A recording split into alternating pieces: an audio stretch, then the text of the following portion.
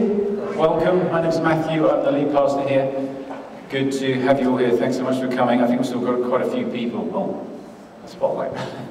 We've got quite a few people out in the lobby still checking out this ministry fair. You're meant to do that afterwards, by the way. That's at the end of the service. But I did just want to mention one more thing. Hopefully you've all got a copy of this community flyer. We bring this out every couple of weeks now. And we just report on our giving. You know, we run this place based on the donations of people like you and me who feel that we're part of this place, that we belong here. And we just had an amazing, on the back page actually, it's on the back page, we had an amazing month last year. You know, August represented the final month in our financial year. We explained several times, you know, that we had a bit of a shortfall to make up, and we made up that shortfall. So I just wanted to say thank you so much to everybody here for your generosity, your commitment to this place. What it means is, what I mean by making up that shortfall is that as we went into sort of like July, we had spent a bit more for the year than we had brought in, whereas by the end of August, we had spent less than we had brought in. So, you know, we didn't quite hit fully our giving goals for the year, but we were able to hold back a little bit on expenses, and it meant that we balanced the book. So that's really good news. And we've been doing that for the last few years in really difficult financial circumstances, you know, with the current climate and everything. So thank you so much. I just wanted to really thank you for that. Why don't you give yourselves a round of applause? That was amazing. A little bit, that's semi-enthusiastic, I suppose. Okay, so we're going to start a new series today. It's a series called Transforming Relationships. We have material available for this, because we're going to be meeting in our discipleship groups, these little groups that meet during the week that we call discipleship groups. And this material is available in the commons area outside. If you want to pick up a copy, you can also download it online. It has discussion questions for each week, so those discussion questions are based on the message.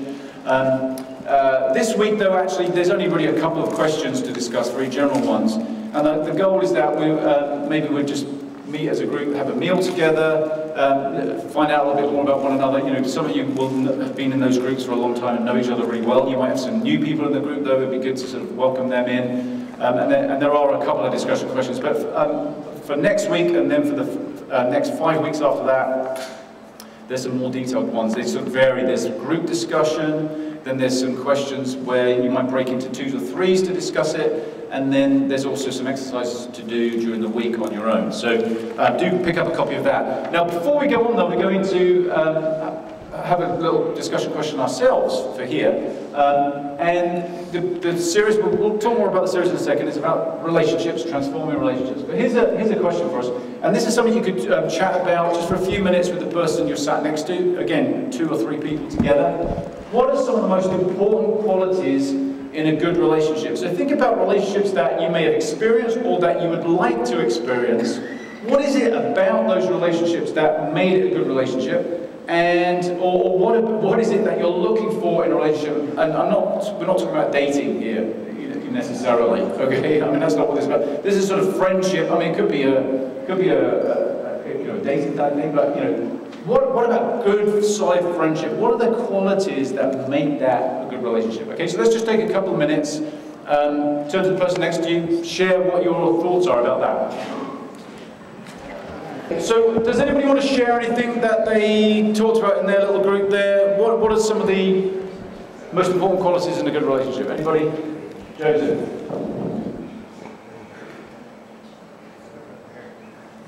We were just talking about that somebody has to go first, but it wasn't in this context.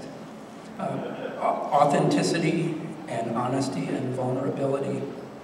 And the part about vulnerability, you know, it's like, well, how much should I share? Because what if you end up using it against me or hurt me inadvertently or on purpose? And, you know, but somebody's got to go first and let their guard down in order for any kind of closeness to occur. Okay, that's great. Thank you. Anybody else? So we decided that knowing when to listen and know when to give your input is really good. Sometimes you just need to be the ear, and sometimes you need to be a voice.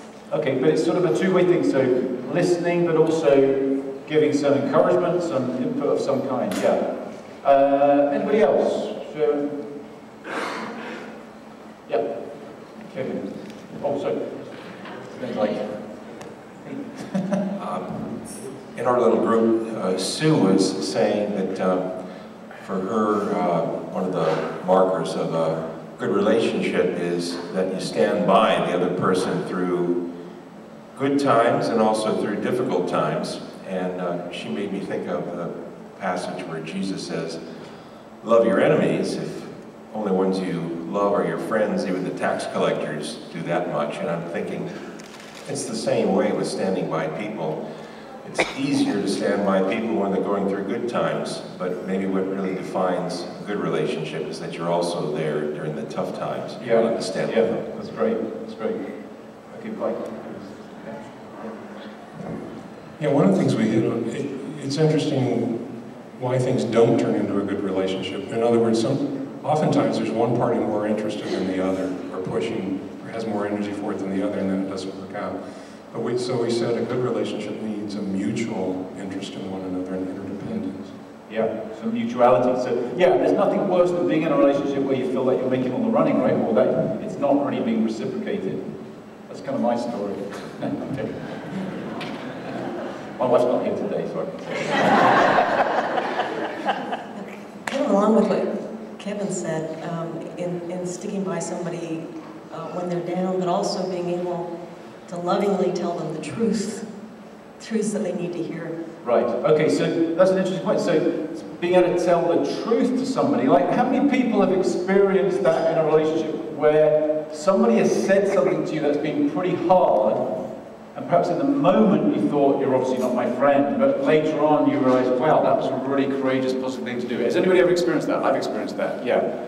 So that kind of, and that's hard to do, right? I mean, it's hard to receive, but it's really hard to do. So you know, there's this, and I think that gets what you were saying, Angie, about listening. There's this, sometimes listening can be really hard, right? And I mean, we need to work at that, but sometimes being able to reflect back and say to something, maybe even challenge a friend, you know, you've got to have enough relationship to be able to do that, right? You can't just go around challenging people you don't know, but in the context of a good relationship, you might be able to challenge somebody in a way that could be really helpful, really empowering, maybe even life-changing for them. But that's a hard thing to do. Okay, let's do one more. You have the final word on relationships.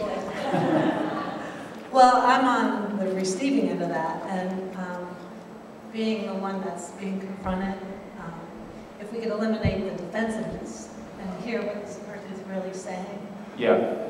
Yeah, okay, that's cool. So defensiveness, putting up our guard, might you know, I suppose it's the flip side, might make for a not so good relationship, right? So, and that gets back to what Joseph was saying about vulnerability, right? So he started off by saying, you know, authenticity, vulnerability, honesty is what makes for a good relationship. I think we've probably all experienced that. Like we long for that, to be known, to be accepted, but there's also something very risky about it, right? And Joseph made the point that, you know, somebody's got to go first, and the reason it's a challenge to go first, to initiate vulnerability, is because you don't want to say something, disclose something, and then have everybody like, whoa.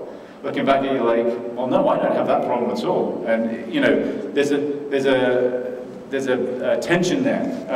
So it takes great courage, I think. Relationships take great courage, right? I mean, they're risky. That's by their nature.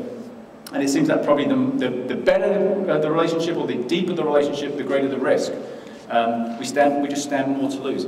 So we're going to be talking about relationships for the next 6 weeks. We're using this term transforming relationships. You could look at that from two angles. One is that we could say relationships are transformative, right? It's in the context of relationships that we really change. I'll mention something about that in just a second. But also, transforming relationships, we could view it as we all have relationships, right? We all have relationships, you know, no matter who we are. And maybe some of those relationships can be transformed through us, you know, maybe paying attention to some of these aspects that we've been talking about already. That those relationships might be deepened, they might become better relationships. Let me just. We're going to go back to last week, okay, just briefly. We finished off looking at the book of James. And James challenged us about all kinds of different things. And in many respects, I think it was a timely book for us because we're coming into the beginning of a new year. You know, this is sort of a beginning of a new school year for us, and we kind of ramp up things a little bit here at Cedar Ridge during the fall.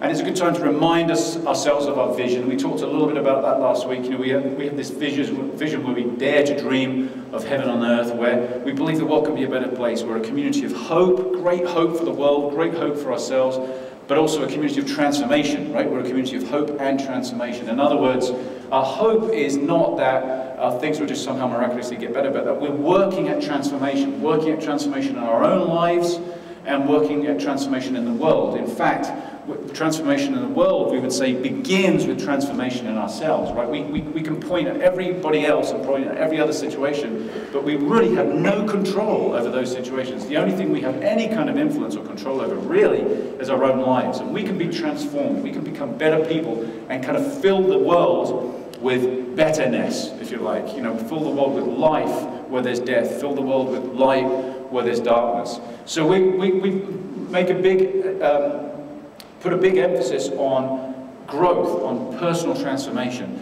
And interestingly, you know, that's the sort of thing that the book of James was addressing. You know, we've looked at that over the last 5 weeks. And then that book ends up kind of pointing to a means of transformation. How does transformation happen? I mean, how can we experience that kind of transformation? And this wasn't the only thing that James said, but I think it was a very powerful way the book was ended. Maybe we could just quickly look at that verse that we looked at last week. Therefore, confess your sins to each other and pray for each other so that you may be healed. The prayer of a righteous person is powerful and effective. In other words, as we said last week, when push comes to shove, here's James challenging us about how to live well and how to make the world a better place, if you like. The means of going about that is not just be better or get around, you know, put really effective people in charge of the program or you know, be successful or hang around successful people. No, it's not about that. He's saying just love one another and in fact be vulnerable. I mean, in line with what Joseph was saying, confess your sins to one another. If we're in the business of healing, if we want to see healing in our lives, you know, our own lives made whole and right, and the world made whole and right, then James seems to be saying that doesn't happen by force. It doesn't happen by necessarily just trying harder or being better. It happens, ironically, not through strength, but apparently through weakness. It happens through us being present to each other and vulnerable with one another in some way, and by being honest and open and confessing our issues to one another, we in some way make a road, we make a way, we make a pathway for healing to take place. Somehow, in that dynamic, healing happens. All right? And so really, in some respects, what we're going to do for this series is unpack that a little bit. We're going to look at what does that mean, and in what ways can relationships be transformative? In what ways can relationships be transforming? Now let's just take our graphic for the series. You've probably seen, we've got a beautiful painting of this up outside in the comms area, which Vicky did. Really, really great job of this. I'm pretty sure that is probably not a real photo. I'm not a photographer, but that's a little photoshopped, right? Yeah. So, but here's our sort of graphic for the series, and I just want to mention a few things about this. So here is this group of people going off on an adventure, right? They're going to climb a mountain, you assume. Unless there's an adventure park just off camera there, which is really where they're going. But it looks like they're kitted up. They're going to climb this mountain. What this represents for me, at least, is journey. Right? They're on a journey, and you know, we could think about life as a journey. Certainly, we describe here following Jesus as a journey, and it's a journey that's a challenge. Right? Life is a challenge. It's not always plain sailing. We would say here that following Jesus is a challenge. Again, what we've been talking about in the book of James is that following Jesus is very often like walking uphill or walking against the flow of traffic. It's swimming upstream. It can be a struggle. In fact, if it's not a struggle, and Jesus seemed to get at this, not in some masochistic kind of way, but just in a reality kind of way, if it's not a struggle, maybe we're not really following. I mean, if it's all plain sailing, then maybe we're not really following the way that we thought we were. I'm not saying by that life should be dour and hard and depressing all the time. Far from it. But it can be a struggle. And these guys are embarking on an adventure that's going to be a struggle at some point. They're going to climb this mountain, and that's going to take great effort. And they're going to need one another on that trip, right? It's going to be much harder to climb that mountain on their own. They're going to, there will be times when, and let me just say, I'm not a mountaineer or a rock climber. I love the concept of rock climbing, and I'd love to do rock climbing. It's just like, I get nervous up here. I'm really scared of heights. So that's why some people say, why do you stand on the floor? Well, it's because I'm afraid of heights. So we don't, who said that? Face your fears? Who said that? Okay, yeah, right. I will one day. But they're going to need each other because, you know, they'll support one another on this journey up the mountain. There's going to be times when some of them, person A is going to be pulling up person B, and there's going to be other occasions when person B is pulling up person A, and maybe with C pushing them. There's going to be a mutuality to that. Somebody else mentioned this. There's, where it's like everybody's making equal effort, and it's not like a top-down thing. It's not like there's a superior person in the relationship. It's a team where they need one another. There's a vulnerability in that they've got to trust one another. You know, the guy who goes up, again, forgive me if you're an expert in this, and I'm certainly not, but the guys that go up and sort of hammer those, whatever you call those things, into the rock face. I probably should, if I was going to go and do this, I probably ought to learn the name of that. But whatever they're hammering it in. Well, they're up ahead, but if they might fall, and if they fall, the guy below them is secured in and is going to catch them and secure them, right? In an ideal world. But there's risk involved and vulnerability, and they need to trust one another. So I think this is quite a good metaphor for the kinds of relationships that we're talking about. So let me just clarify. I'm not saying that we've got to find our set of 4 people or 3 people and that we're going to walk through the rest of life with those 4 people, right? Life changes for us. We're in different situations at different times. We have work, we have families, we have leisure time, we have church situations. We move around a lot, right? We're a culture that move around a great deal. We have diverse settings in which we meet people. The thought that we'd walk through the whole of life with the same small group of people is probably unrealistic. But at the same time, I think we also long for closeness with a few people, right? At least one person, a deep connection with somebody where we can be fully known and fully accepted, where we can be really, really trusted, and we can trust them. The truth is that person, that might be a particular person at one point in our lives, and it might become somebody else or some people else in another part of our lives. But whatever it is, we all long for that, and I would dare to say we all need that. It's vital for us. Certainly, it seems like James was saying when he said, be open with one another and you'll be healed. James seems to be saying that it's in the context of open relationships, of real, close, honest, vulnerable relationships that transformation can take place. And I think we can all relate to that. We can all think about situations where we've tasted relationship like that, we've had an experience of relationship like that, or maybe we can think of situations where we went through a crisis or some kind of difficult situation, but it ended up being transformative for us. We can all think back to times like that and probably point out there were certain people, a person or people, who walked through that with us. And we wouldn't have been able to get through it on our own. Right? So these relationships, we can't, it's not cookie cutter, right? We can't say, we can't manufacture them. And there's no set model, but we can say that we want more of them, and we could perhaps think about how can we fertilize the soil of our lives such that we might have more of that kind of relationship, and secondly, that we might be the kind of people actually that others could have that kind of relationship with. So for instance, we have all kinds of desires for friendship and depth of relationship, but there are other people also out there with the same kind of desires, the same kind of needs, and we can be that to other people. Even if actually we're struggling to find that ourselves. I mean, we could even think about, okay, I may not be experiencing this myself, but how can I be that kind of person to somebody else?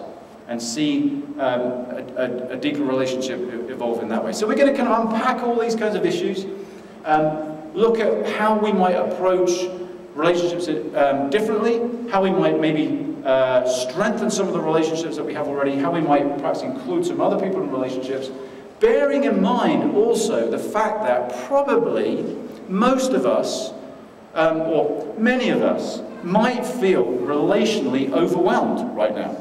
All right, we might feel, man, I'm not looking for more connection. I have too much of that, right? I'm too busy. I've got this too much going on, right? So there we have this challenge of the fact that, as we've mentioned before, we are, as a culture, probably more connected than we've ever been in human history, right? So, I mean, some examples of that would be Facebook, let's say, as an example, where we have all these interactions and people can see our lives and we see other people's lives, and we can be connected with, I guess, through software, a whole bunch of people that we might previously have never been able to be connected with or stay connected with. And there's something great about that, but there's something also a little overwhelming about that. And there's also something, and pardon me, because I don't mean this to sound offensive, but there's something a little fake about it, right? Because it's filtered. I mean, most people are showing us how fantastic their lives are, right? I mean, people are not putting up selfies of, man, I got up this morning and I just looked like crud this morning, and here's that picture. I mean, maybe some people do that. But usually it's here I am doing something, and it's the best picture you could possibly imagine. And so now I know that's probably an extreme overstatement, but there's a veneer, right, through which we can view other people's lives that's not necessarily all that real. Reality TV is another great example where, in one sense, we're seeing open and honest reality, right? Apparently. But never before have we been able to look at other people's lives in such detail. I mean, it's voyeurism on steroids, right?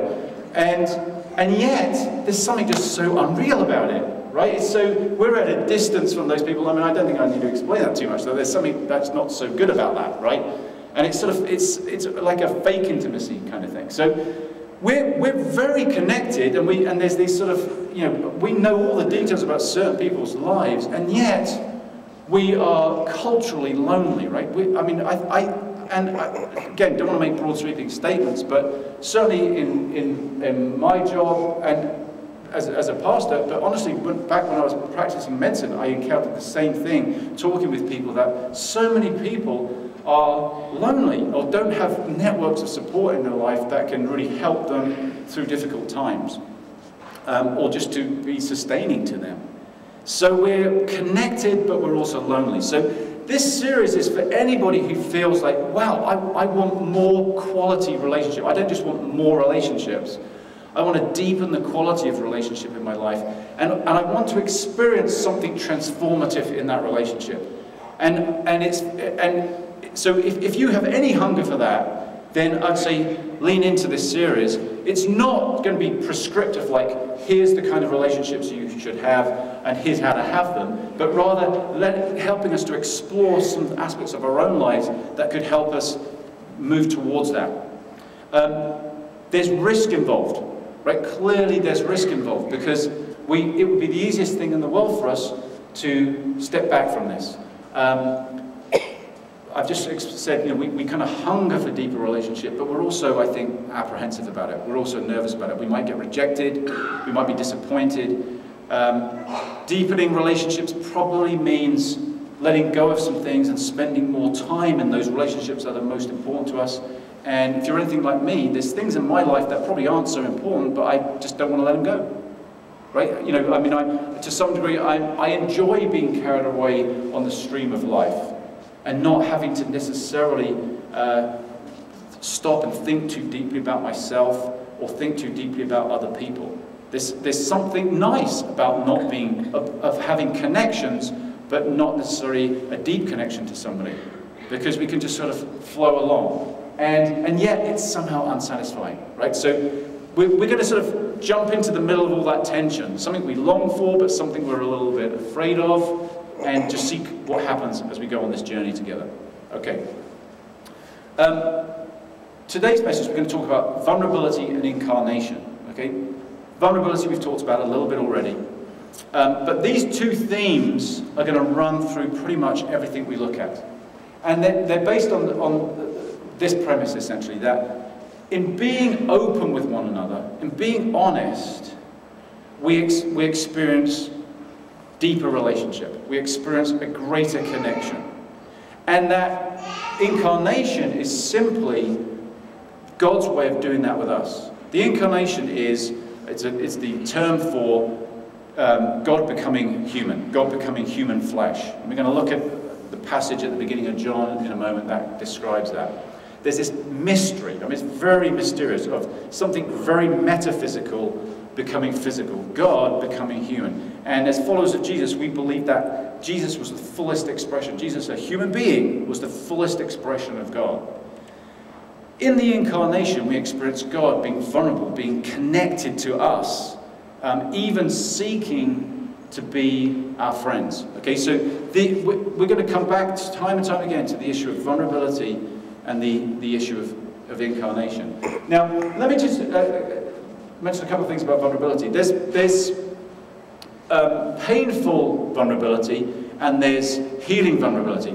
Let me share a story with you about some painful vulnerability. I think I might have told this story here once before, but back in the early 90s, this is when I was a medical doctor, I was on this human rights delegation to a ex-Soviet state. So, you know, the Soviet Union had broken up and it was in a place called Azerbaijan. And I was in an enclave in Azerbaijan where there was some ethnic cleansing going on. And you know, we were kind of like a human rights delegation, and I was the medical representative on that. And there was this war going on, and they were, both sides were poisoning the water supplies of each other. And you know, we took great care in what we ate and we drank. But I must have ingested something, I think probably it was the water, which resulted in me getting pretty ill. And I remember flying home and beginning to sort of feel feverish and not so good. And then, you know, I got the old abdominal rumblings going. And I went to the bathroom and then went again, and then went again. By the time I got off the plane, I was passing like pure blood. And it turned out that I got very, very sick. I had a really nasty bacillary dysentery. And I was evidence of something we used to say in medicine was, the difference between depression and dysentery. You know, in depression, the bottom falls out of your world, right? And in dysentery, the world falls out of your bottom, right? So I was living evidence of that reality. And I got home, and Lisa, my wife, was like, oh my gosh, she goes, okay, you're in a really bad way. Anyway, I ended up in the hospital. They had to call 911. I was really dehydrated. I ended up in the hospital. The problem was I got admitted onto the unit that I had worked at the previous year. So I knew all these people. And I showed up at this unit, basically, I went into they gave me this room, and the first thing I did was sat on the toilet, and then I just passed out, and I had to pull the emergency cord thing. And they came rushing in and laid me out on the bed. And I was a mess. I mean, I was really dehydrated, stark naked. I was not looking my best, right? And I knew all these people. And it was vulnerability, right? But it wasn't, I didn't choose that vulnerability. It was like exposing, it was awful, and I still kind of cringe about it when I think about it now. And every time I ever saw somebody from that unit again, you know, I'd be like, oh gosh, you know. It just was not, it was kind of embarrassing, to say the least, right? We're not talking about that kind of vulnerability, right? Where people are pushed into a situation or forced into a situation, or where it's just humiliating and embarrassing. But I've also experienced vulnerability in a different kind of way. I remember going to a meeting, it was a gathering of Christians, going to a meeting where this guy who was a very prominent leader in the movement of churches that I was involved in at the time was sharing with some other people, sharing with some other leaders about life and following Jesus, and began to open up about some aspects of their life and started talking about all these things that stuff that had happened to them. It was all to do with sexual things. It was stuff that had happened to them and things that they had done, and started to share some of their own brokenness and their own issues very openly. and it was kind of painful for them. It wasn't just flippant. It was a very holy moment, if you like, a very sacred moment.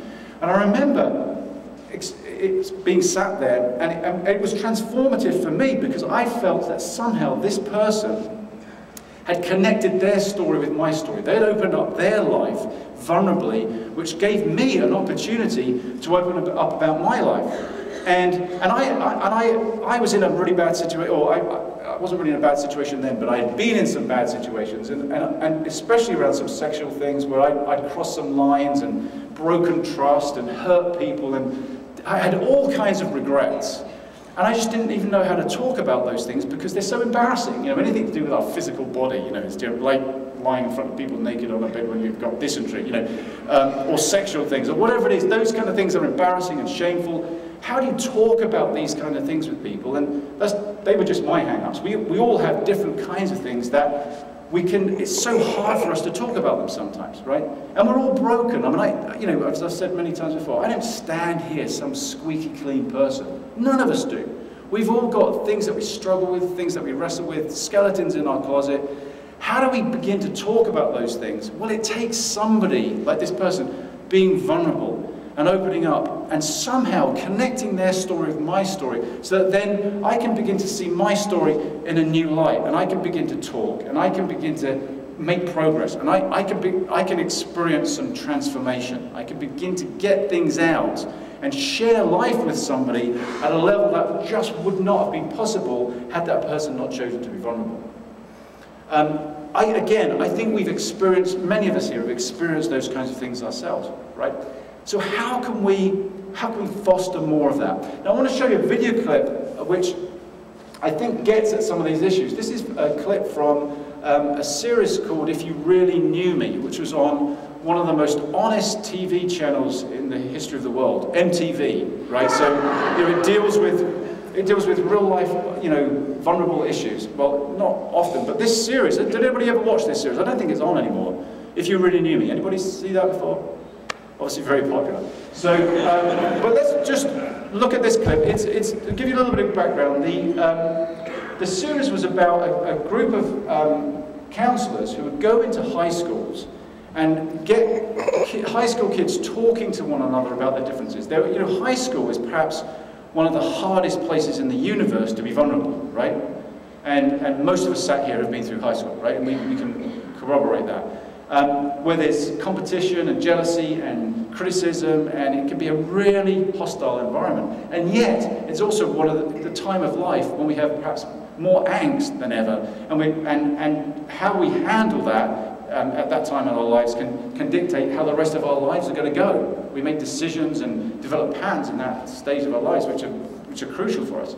Well, these guys would go into these high schools and just sit some of these teenagers down and get them talking to one another in an honest environment, in a safe environment. It's pretty amazing what used to happen. We're just going to see a few minutes of this particular. If you really knew me, you know that when I was born, my mom was on drugs. My mom has been doing drugs since she was 17. Since the age of 3 till 14, I lived with my grandparents. When I was 11, my grandmother passed away to cancer. My grandfather, in a way, he passed away and left me to my mom. My mom was still on the drugs. My mom went to a coma, and then she died. And for all their deaths, I blame myself because I was young and I didn't know what to do.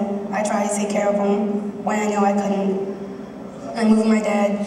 A lot of stuff happened because I'm the only stepchild to my stepmom. It made it feel like my dad was picking her over me. So I went suicidal, I cut myself, I burned myself. I still do it because I feel alone. I'm with my dad, but I'm closer with him now. But I still feel alone. I miss my mom. Somebody needs a hug. Stand up, come on. You know, her stories blew my mind. Like, her stories are the kind that, like, you see on the news sometimes, like horrific stuff. Or if you really knew me, you wouldn't really know that I don't have a lot of friends. Like, I may be like popular and stuff at school. People may say hi to me, but sometimes I feel like I don't have any friends when I walk around, like best friends. When I was growing up, I had one good friend. His name was Antonio. And like I used to go everywhere with him. My mom would be like, why are you hanging out with him? Like he's not cool. And like he always used to come up to me and be like, yo Josh, you wanna hang out? I'd be like, nah man, I can't hang out today. And so I slowly stopped hanging out with him, and people think being popular is like all cool and stuff, but you never know who you can trust. You know, people are always like backstabbers, you know. You do live in fear because you never want like a rumor to start that can knock you down, or someone could be your friend one day, and then like your enemy the next. I saw Josh before as just like a cool kid. I've never really talked to him, but after I definitely like saw through him and I see where he's coming from. Well, if you really knew me, you would know that I really feel like I don't belong with any certain group of people. Like, even at home, I don't feel like I belong there. I really don't know who I am, deep down. I have past suicide attempts. I've been hospitalized in a mental institution for 2 months, roughly. When I went to the hospital, rumors about me started. Yeah, I was like a crack addict, and I did heroin, something like that. I have trust issues. I am a victim of rape.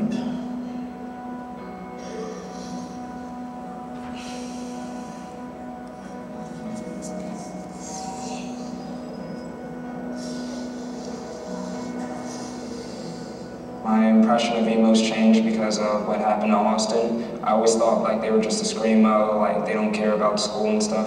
But after meeting Austin, he cares about a lot of things. Everyone in silence, wrap your arms around those people on either side of you. Hold everybody in there for one big family hug. Go ahead.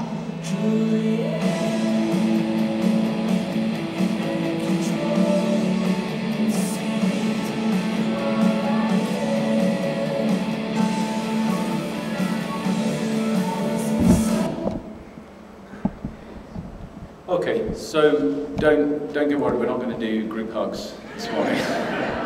But something I probably should have said actually in setting that clip up was that those were not friends, right? Those like a couple of those characters there were renowned for being the sort of perpetrators of gossip.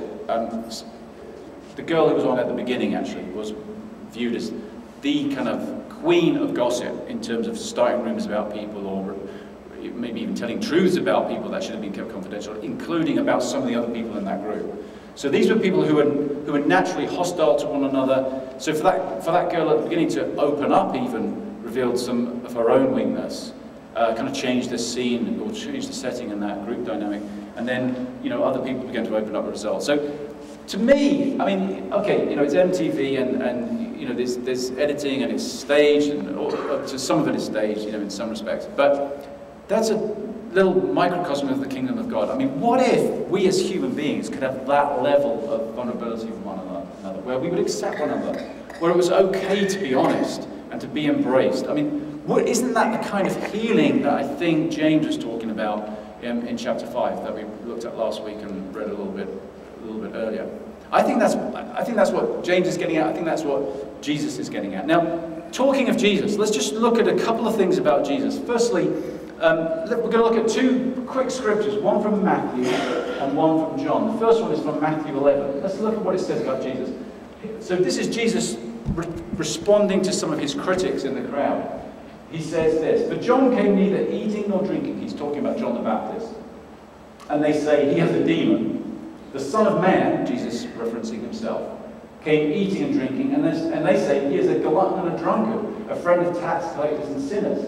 But wisdom is proved right by her actions." Okay, so that's him kind of responding to a crowd of people, some of whom were somewhat hostile. Let's look at John chapter 15. Here's what Jesus says. And now he's talking to his closer followers. All right, he says, so this is probably to the 12 disciples. "I no longer call you servants, because a servant does not know his master's business. Instead, I've called you friends. For everything that I learned from my Father, I've made known to you." What's the connection between those two passages? And it's not a trick question, it's not particularly cryptic. Anybody? What do you notice? What's the commonality between those two passages? What's a key word that was used? Do you want to go back to that? That would be cheating. I'll tell you. I'll give you the answer. It's friendship, right? So in the first one, Jesus has been accused of hanging out with people. He's been accused of eating and drinking. He's been accused of being a drunkard and a what's the word when you eat too much? Anyway, glutton. That's the one. That's the one. So, which means Jesus was probably doing a lot of that, right? He was doing a lot of hanging out with people. And he's been accused of being a friend of sinners and tax collectors. Jesus, okay, so we're going to talk about the Incarnation in a second. We're going to just touch on it. But let's assume that Jesus is God, that Jesus is God incarnate. So here's God hanging out, eating and drinking with people. And there's this friendship connection. This isn't like, okay, I'm here in strength and power to show you the way. But this is just Jesus being with people. And being friendly and kind and open. And inherent in friendship is vulnerability. Because in friendship, if you come in just as a friend, Jesus says to us, do you want to be my friend? There's a chance of rejection. And that chance is very real, because we know it is, because Jesus did get rejected. Right? Rejected to the point of being nailed to a cross. I mean, it was ultimate rejection. But here's Jesus being vulnerable in friendship. When he talks to his followers, his closest followers, he calls them friends, not servants. He says, you're my friends. And many of them deserted him. So that could be evidence, don't bother with friendship. No, I don't mean that. I don't mean it. It's like, I'm saying there's a risk, right? There's a risk involved in friendship. And Jesus is vulnerably taking that risk, making this connection with us.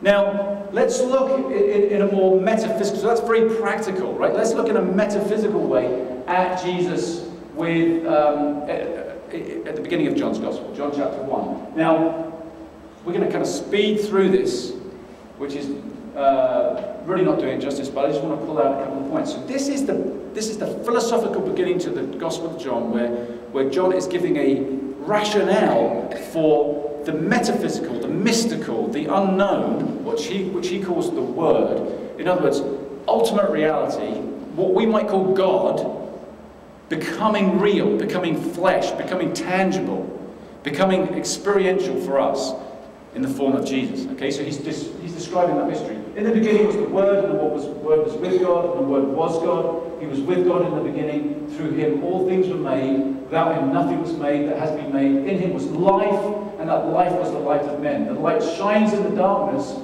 but the darkness has not understood it. So here comes God. God coming into our existence, and immediately there's this risk, because the light shining in the darkness, but the darkness may not accept it. So there's this vulnerability. Now, we're going to skip on a bit as he goes into an explanation of why John the Baptist isn't that light.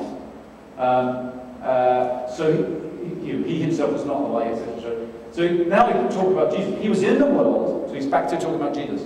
And though the world was made through him, the world did not recognize him. He came to that which was his own, but his own did not receive him. More vulnerability. Yet to all who received him, to those who believed in his name, he gave the right to become children of God. Children born not of natural descent, nor of human decision or a husband's will, but born of God. Okay, so this is frequently, we boil religion down, or Christianity down to, okay, you're in or you're out. And, you know, you either believe in Jesus or you don't, kind of thing. Well, this puts all this vulnerability back onto God's side, I think. It's like saying, here comes God. Do you want God?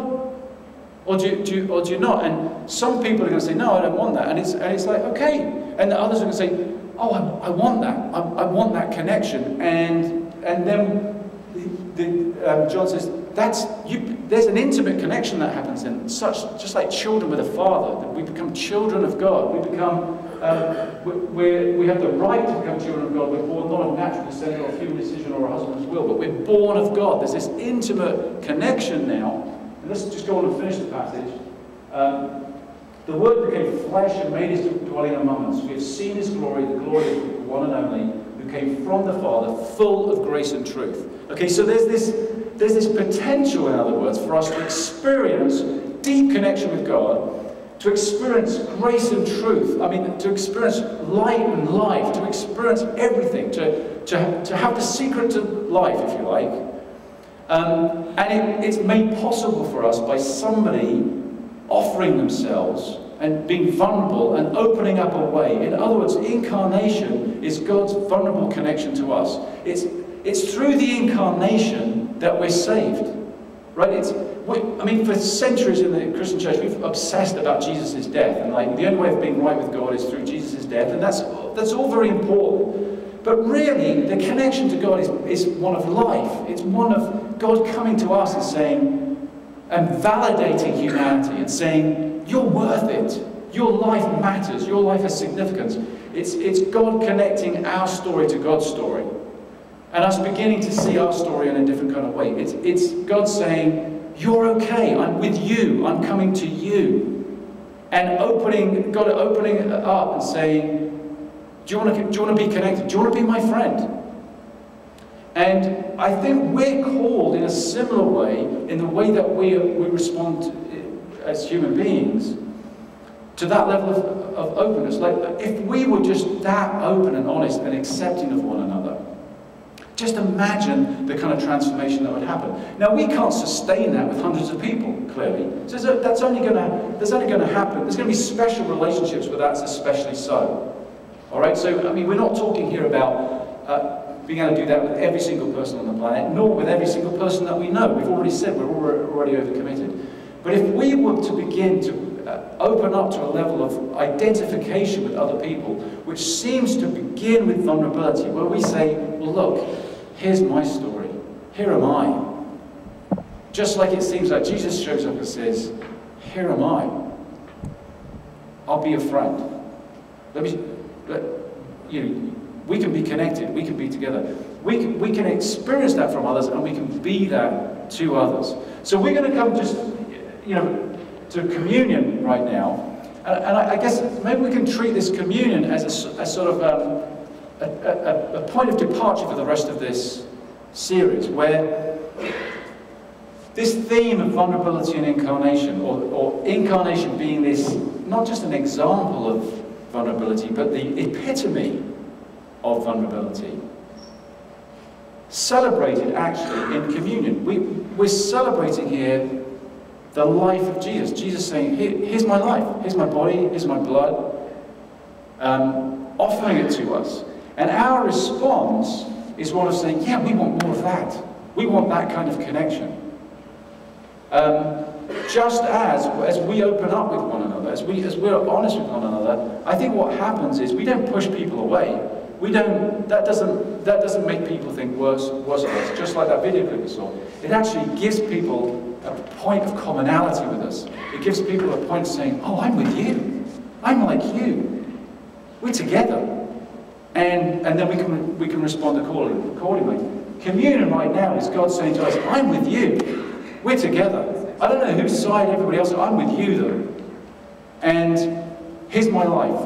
And me coming to, I'm talking like I'm God now, but me coming to you is my validation of you. It's me saying, I love you. And we get a chance to respond to that. So why don't we just stand together for a moment? So,